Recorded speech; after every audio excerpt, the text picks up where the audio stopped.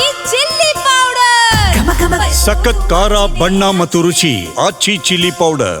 ಇನ್ನು ರಾಜ್ಯ ಕಾಂಗ್ರೆಸ್ನಲ್ಲಿ ಸಿಎಂ ಕುರ್ಚಿ ಕಿತ್ತಾಟ ಅಂತಕ್ಕಂಥದ್ದು ಕಳೆದ ಎರಡೂವರೆ ತಿಂಗಳಿಂದ ನಡೀತಾನೆ ಇದೆ. ಇವತ್ತು ಒಂದು ಮಹತ್ತರ ಘಟ್ಟ.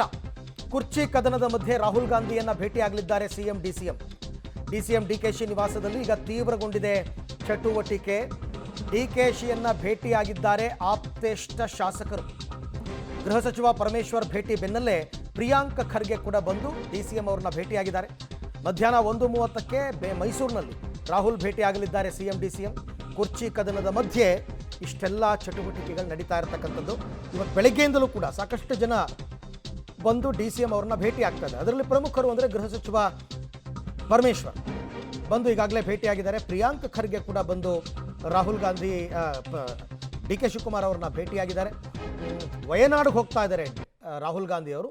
ಹೋಗ್ಬೇಕಾದ್ರೆ ಆಂದಿವೆ ವಿಶೇಷ ವಿಮಾನದಲ್ಲಿ ಮೈಸೂರಿನಲ್ಲಿ ಬಂದಿಳಿದು ಮೈಸೂರಿನಿಂದ ಹೆಲಿಕಾಪ್ಟರ್ ಮುಖಾಂತರ ಅವರು ವಯನಾಡಿಗೆ ತೆರಳುತ್ತಾರೆ. ಸದ್ಯಕ್ಕಿರುವಂತಹ ಸಮಯದ ಲೆಕ್ಕಾಚಾರ 2:20ಕ್ಕೆ ಅವರು ಮೈಸೂರಿಗೆ ಬಂದು ಲ್ಯಾಂಡ್ ಆಗ್ತಾರೆ. 2:35ಕ್ಕೆಲ್ಲ ಅವರು ಹೆಲಿಕಾಪ್ಟರ್ ಹತ್ತು ಬಿಡ್ತಾರೆ ಅಂತ 15 ನಿಮಿಷ ಟೈಮ್ ಅಷ್ಟೇ. ವಾಪಸ್ ಬರಬೇಕಾದ್ರೂ ಅದೇ ರೀತಿ ಹೆಲಿಕಾಪ್ಟರ್ನಲ್ಲಿ ಮೈಸೂರಿಗೆ ಬರ್ತಾರೆ. ಮೈಸೂರಿಂದ ವಿಮಾನದ ಮುಖಾಂತರ ದೆಹಲಿಗೆ ಹೋಗ್ತಾರೆ. ಆಗಲೂ ಒಂದು 15 ನಿಮಿಷ. ಈ 15 ನಿಮಿಷದಲ್ಲಿ ಏನು ಚರ್ಚೆ ಆಗುತ್ತೆ? ಯಾಕೆ ಇವತ್ತು ಎಲ್ಲರೂ ಕೂಡ ಡಿ ಕೆ ಶಿವಕುಮಾರ್ ಅವ್ರನ್ನ ಬಂದು ಭೇಟಿ ಆಗ್ತಾ ಇದ್ದಾರೆ? ಏನು ಮಹತ್ತರ ಚರ್ಚೆಗಳು ಆಗಬಹುದು? ಹೀಗೆ ಹಲವಾರು ರೀತಿಯಲ್ಲಿ ಹಲವಾರು ಆಯಾಮದಲ್ಲಿ ರಾಜಕೀಯ ವಿಶ್ಲೇಷಣೆಗಳು ನಡೀತಾ ಇದೆ. ಏನೇ ಇದ್ದರೂ ಕೂಡ ದೆಹಲಿಯಲ್ಲೇ ತೀರ್ಮಾನ ಆಗಬೇಕು.